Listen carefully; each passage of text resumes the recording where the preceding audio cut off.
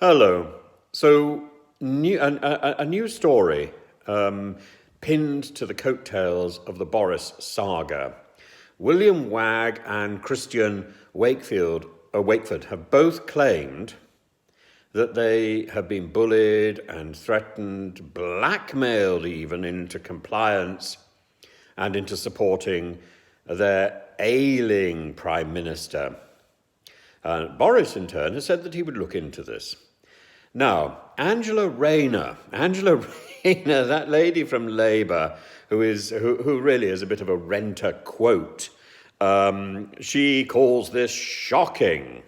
Sir Ed Davey, the leader of the Lib Dems, who we barely know his name, frankly, he says that Boris is acting like a mafia boss. And Nadine Dorries, who gains more prominence as Boris plummets into disaster like an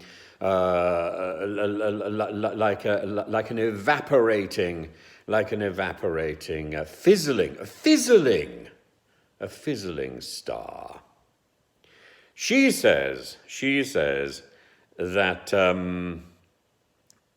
these people are attention-seeking and that this is nonsense. Well, I don't know, because I'd always thought that this was the way that whips behaved in either the Labour Party or the Conservative Party. So for anybody to run around the place saying this is extremely surprising, this is shocking, this is nonsense, is for somebody to be entering Parliament for the first time like some sort of child. Greg Hands, the Energy Secretary, that man who was missing when we had an energy crisis, that man who's kept so quiet until suddenly now he can't keep his mouth shut. He was immediately on hand to say that Wakeford was not a credible witness and that his claims have not been supported by anyone else. Well, what about William Wagg? If there are two people saying something, you can't dismiss one of them and say that his claims are not supported. I'm afraid two people means the claims are genuinely supported. They may be working together. They may not.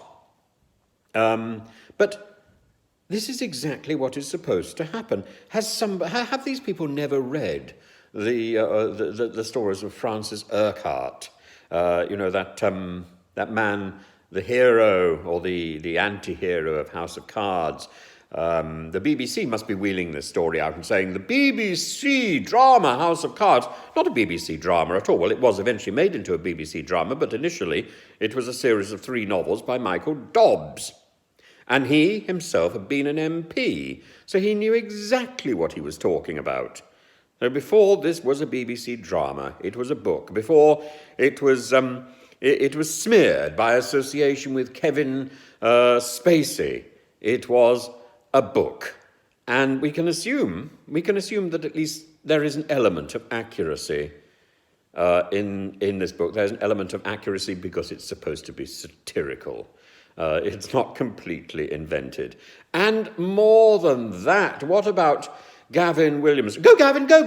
Oh, he's gone. Poor Gavin. Gavin and his tarantula. Well, he was a chief whip. Why did he have his tarantula? Why did he have his whip above his desk? Why? Because he was supposed to be the master of the dark arts of manipulation. Then threatening to withhold money from a project in a constituency is part of the dark arts of the whip's office.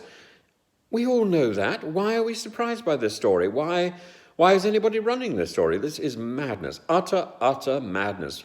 People are trying to milk more out of the story than is actually there. There's plenty there anyway, and there's plenty that we can learn about. And I'm afraid this story is being peddled by people who are being rather cheap and sensational, and it's not really worth the time. Why am I talking about it? Well, because it's fun. And really it is fun, but it belongs on an inside page somewhere, I think, don't you? I mean, really, really. We need a new version, a new decent version of the Dobbs books, I think. Now's the time.